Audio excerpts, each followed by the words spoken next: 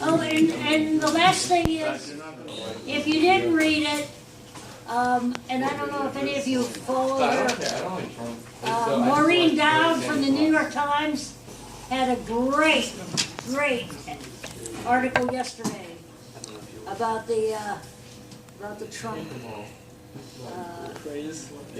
candidacy. There you go. So we're going to pick up where we left off. Guys, you're on your own. You can, if you need it, please do me one favor. These books will not, Tim, if you use a book, and please, I encourage you to use the books, but do not put them under your seat, because by third period, they are on the floor, okay? So when you're done, just put them back at the end of the period, okay? Real good? Yep.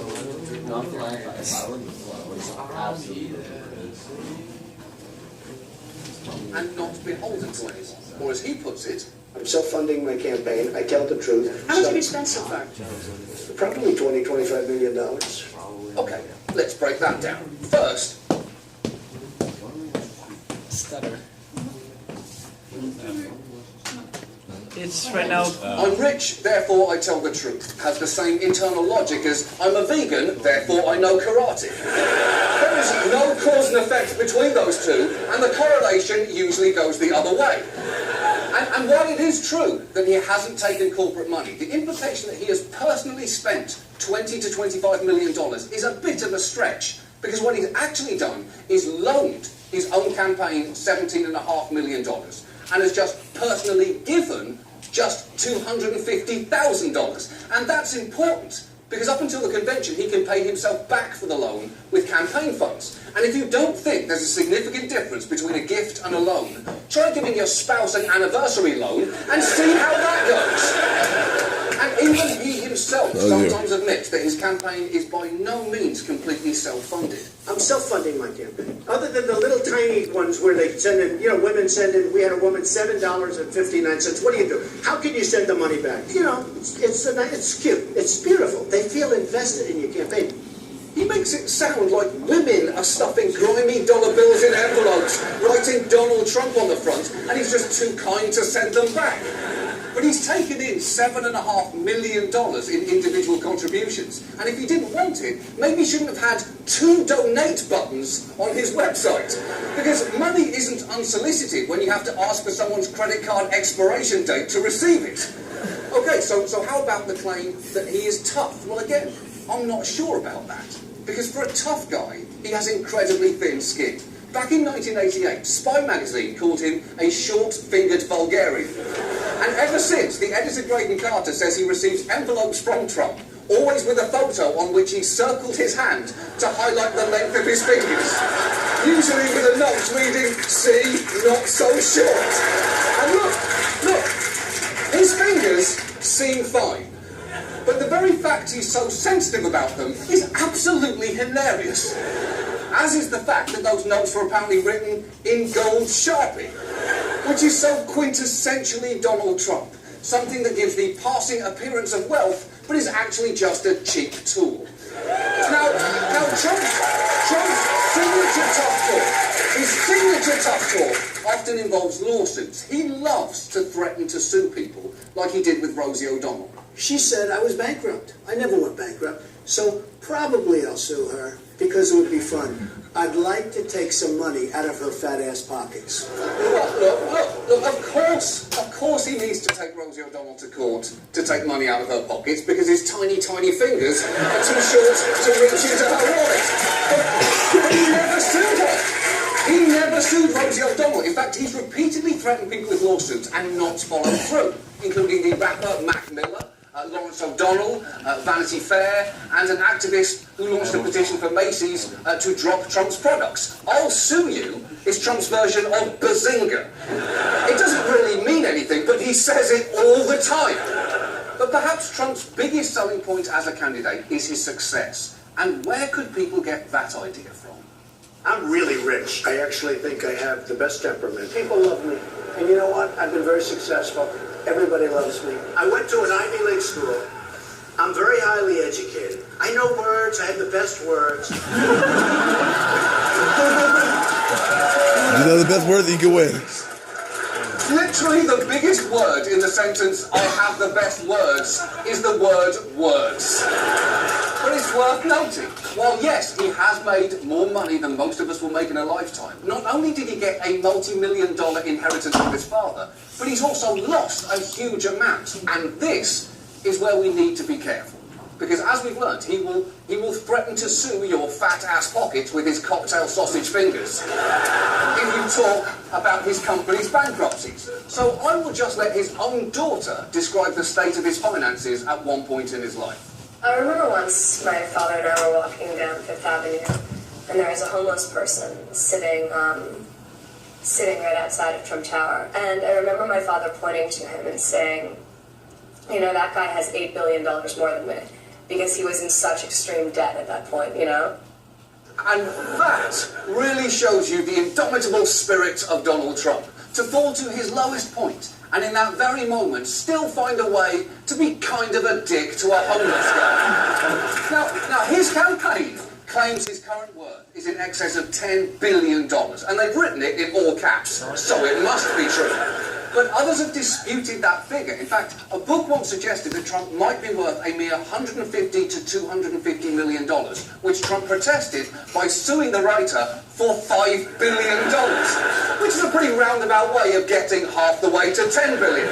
And you should know, for the record, Trump lost that lawsuit twice, but I am glad that he sued. If only because, during the deposition, he explained that his estimate of his net worth fluctuates based on, and I quote, feelings, even my own feelings, and that can change rapidly from day to day.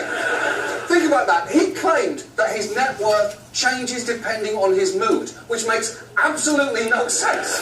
Partly because he always seems to be in the same mood, specifically smug yet gassy. And interestingly, a significant portion of his self-valuation is intangible. His brand is what he values very much. And on his disclosure form that he's released, it's about $3 billion. That's what he values his brand as. Exactly. He values his own name at $3 billion. And I'm not saying a name can't have value. It's why people will pay $120 for a plain white t-shirt that is designed by Kanye West. They don't want just any white t-shirts. They want one designed by a bored sociopath with a finger-free anus. But $3 billion seems a bit high. Especially because while Trump has said, if I put my name on something, you know it's going to be good. Over the years, his name has been on some things that have arguably been very ungood, including Trump Shuttle, which no longer exists, Trump Vodka, which was discontinued, Trump Magazine, which folded, Trump World Magazine, which also folded, Trump University, over which he's being sued, and of course, the travel booking site GoTrump.com, whose brief existence was, I imagine, a real thorn in the side of anyone hoping GotRump.com featured a single thing worth masturbating to. And that's not even mentioning this. When it comes to great steaks, I've just raised the stakes. Trump steaks are the world's greatest steaks, and I mean that in every sense of the word. And the Sharper Image is the only store where you can buy them. And not only can you not buy those steaks anymore, but why did he sell them at the Sharper Image? That is a weird choice. I will take a massage chair, an indoor waterfall, and 8.5 pounds of the finest meat in America. And sure, every business executive is bound to have a few missteps, but Trump's lack of sound financial instincts is perhaps best exemplified by the business that he put his name on back in 2006, just before the entire housing market collapsed.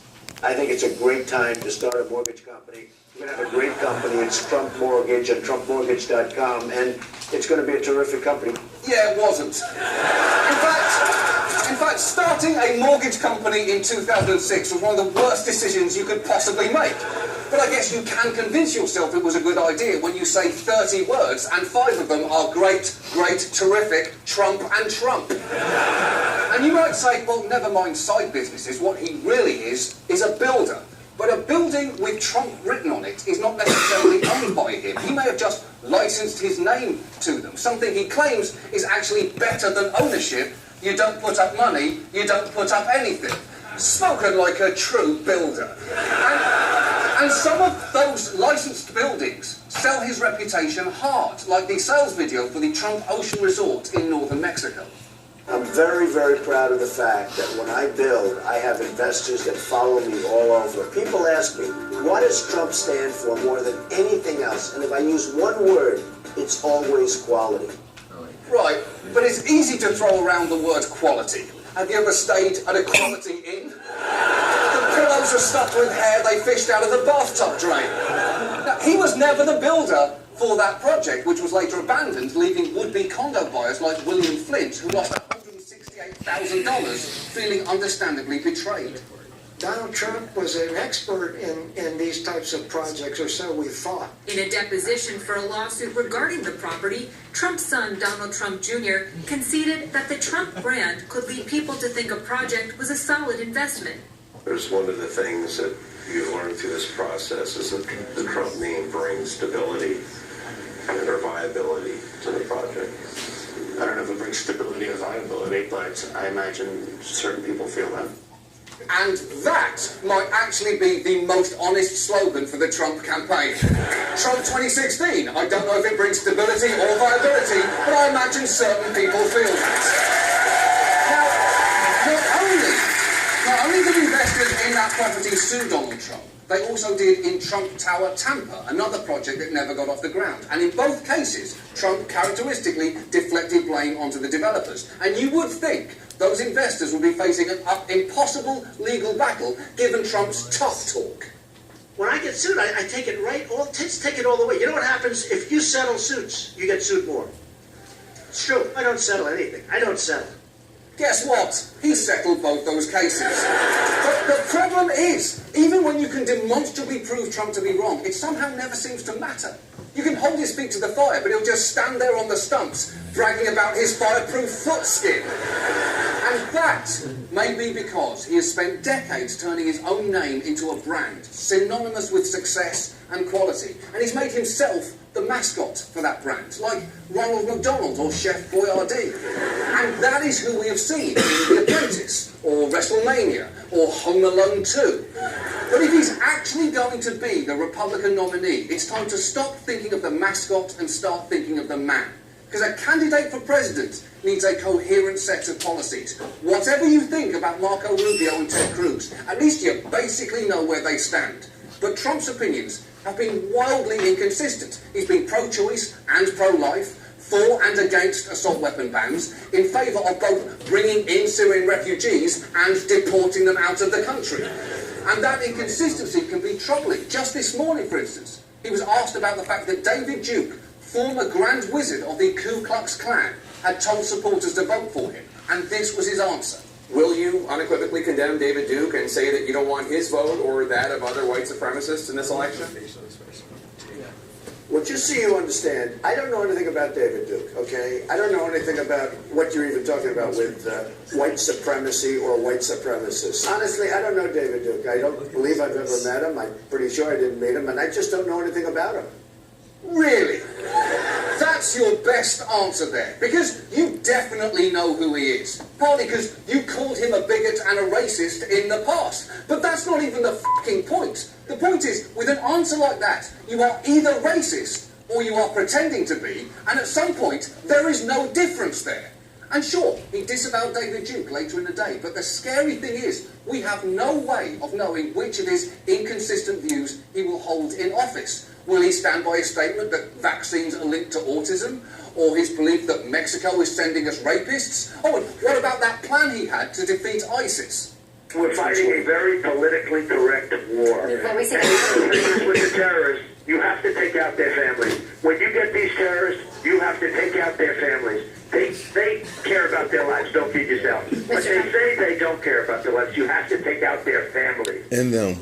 That is the frontrunner for the Republican nomination advocating a war crime. And he might say he was joking or he's changed his mind about any of these things. And private individuals are allowed to change their minds. We all do it. But when he's sworn in as president on January 20th, 2017, on that day, his opinions are going to matter. And you will remember that date. because it's the one that time travellers from the future will come back to try and stop the whole thing from happening. And listen, I get that the character of Donald Trump is entertaining and that he says things that people want to hear. And I know his very name is powerful. Just listen to this one supporter explain what it means to her. I was a little girl. Right. I didn't even know what Trump Towers were, but I knew that he was a wealthy, successful man. Somehow, like, there was even as a very young kid, the word Trump sort of meant rich. It meant success. She's not even wrong. Trump does sound rich. It's almost onomatopoeic. Trump is the sound produced when a mouthy servant is slapped across the face with a wad of $1,000 bills. Trump is the sound of a cork popping on a couple's champagne anniversary. The day's renovations in the wine cellar were finally completed. The very name Trump is the cornerstone of his brand. If only there were a way to uncouple that magical word from the man he really is. Well, guess what? There is. Because it turns out the name Trump was not always his family's name. One biographer found that a prescient ancestor had changed it from, and this is true, DRUMPF. Yes, King Trump. And Trump is much less magical. It's the sound produced when a morbidly obese pigeon flies into the window of a foreclosed Old Navy. It's the sound of a bottle of Store Brand root beer falling off the shelf in a gas station mini-mart. And it may seem weird to bring up his ancestral name, but to quote Donald Trump, he should be proud of his heritage. Because Trump is much more reflective of who he actually is. So if you are thinking of voting for Donald Trump, the charismatic guy promising to make America great again, stop and take a moment to imagine how you would feel if you just met a guy named Donald Drumpf. A litigious serial liar with a string of broken business ventures and the support of a former Klan leader who we can't decide whether or not to condemn. Would you think he would make a good president, or is the spell now somewhat broken? And that is why tonight I'm asking America to make Donald Trump again. Hashtag make Donald Trump again. We actually filed paperwork to trademark the name Trump. And incidentally, when we own it, I will have the best word. And if you go to donaldjtrump.com, which we own, you can download a Drumpfinator Chrome extension, which will replace the word Trump with Drumpf wherever it appears in your browser. And you can also buy these Make Donald Trump Again hats, which we are selling at cost, meaning we've chosen not to make a profit, a fact which will probably irritate Mr. Trump more than anything else I've said tonight. And if you're thinking, well, that's all great, but I wish there was a new campaign anthem for Donald Trump, well, here it is now. Here it is right now. Because listen, we cannot keep getting blinded by the magic of his name. We need to see him through fresh eyes. So please, don't think of him as Donald Trump. Think of him as something else. And don't vote for him because he tells you like it is. He's a bullshit artist. Don't vote for him because he's tough. He's a baby with even smaller fingers. Don't vote for him because he's a builder. He's more of a shitty lifestyle brand.